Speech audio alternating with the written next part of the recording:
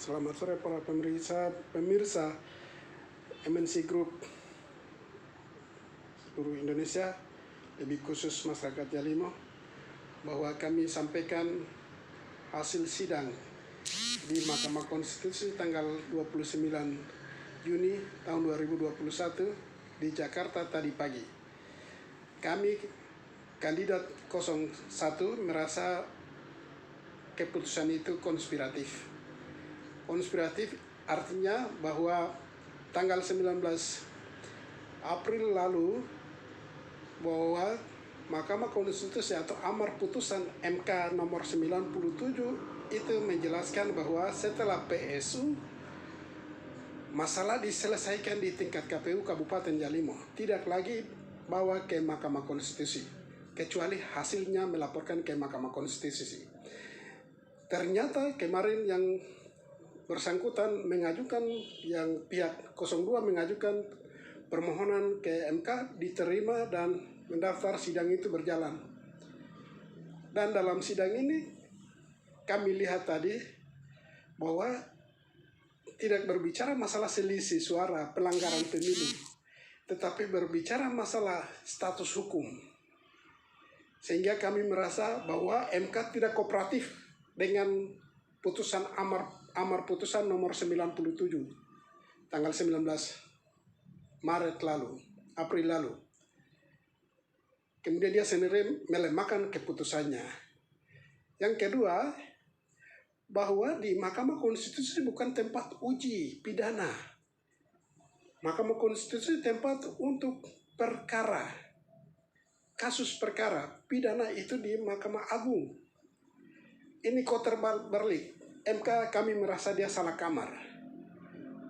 Bahwa Undang-Undang Pemilu dan PKPU menjelaskan bahwa calon peserta pemilu kada itu dari proses pendaftaran sampai pemungutan suara, penetapan calon terpilih, pengusulan SK sampai pelantikan itu di dalam Undang-Undang Pemilu maupun PKPU Republik Indonesia itu tidak pernah mempersalahkan.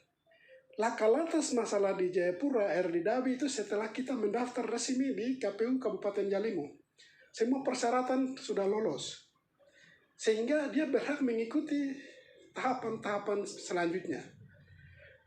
Dan hal ini, saudara pemohon tidak pernah mengajukan ke MK sidang Mahkamah Konstitusi yang pertama, tanggal 9. Dan ini baru diajukan setelah PSU.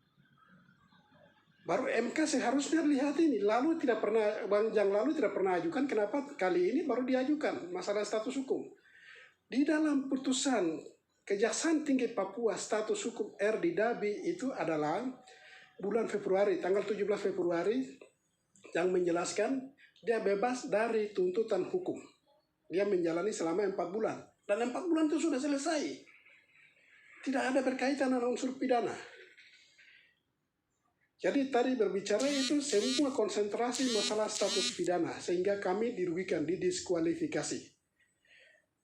Dan didiskualifikasi lalu diperintahkan pemilihan ulang keseluruhan di 5 distrik Yalimo. Ini tidak benar. Apa artinya Undang-Undang Pemilu dan PKPU yang menyelenggarakan KPU? KPU sudah menjelaskan sejelas-jelasnya tentang tahapan-tahapan ini, sudah jelaskan bahwa dalam tahapan kalau yang bersangkutan tidak ada masalah itu ikut disertakan.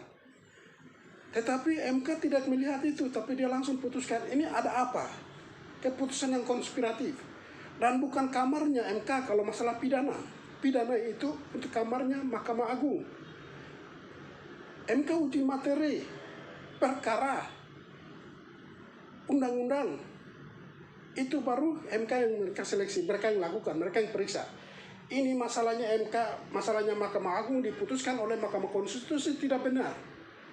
Jadi terjadi keributan masyarakat di Yalimo adalah semua nonton lewat YouTube maupun WiFi, semua sudah nonton, keputusannya tidak benar.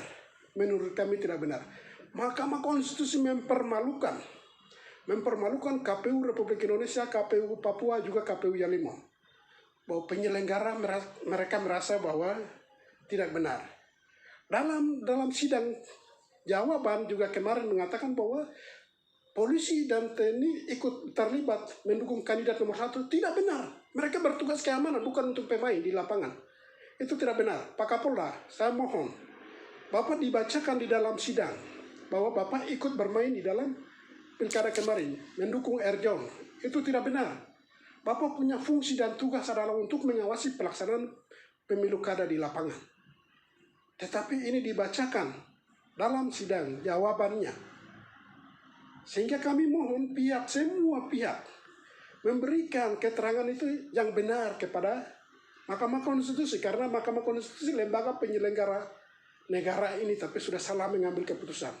Sehingga statement terakhir saya, bahwa kejadian di Jalimo, itu Bank BPD terbakar, kantor DPR terbakar, rumah-rumah dinas terbakar, itu pelampiasan emosi. Dan Mahkamah Konstitusi turun di Jalimo dan pertanggungjawabkan.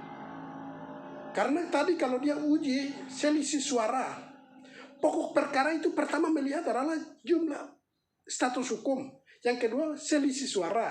Yang ketiga pelanggaran-pelanggaran. Ini tidak dibicarakan lalu masuk ke dengan pidananya Erdi Dabi. Dan Erdi Dabi itu kapan diputuskan pidananya selama 5 tahun atau 10 tahun. Aturan ke 1 tahun ke bawah itu tidak bisa. Harus 5 tahun ke atas. Ini kenapa harus mengambil keputusannya kok kontroversi begini. MK main lagi salah kamar. Kami mohon semua pihak tolong mendukung kami bahwa kami merasa negara ini kalau main-main begini terus, demokrasi yang sejujur-jujurnya, seadil-adilnya, sebenar-benarnya, kapan baru berjalan baik? Kalau selalu mengambil keputusan itu kontroversi begini.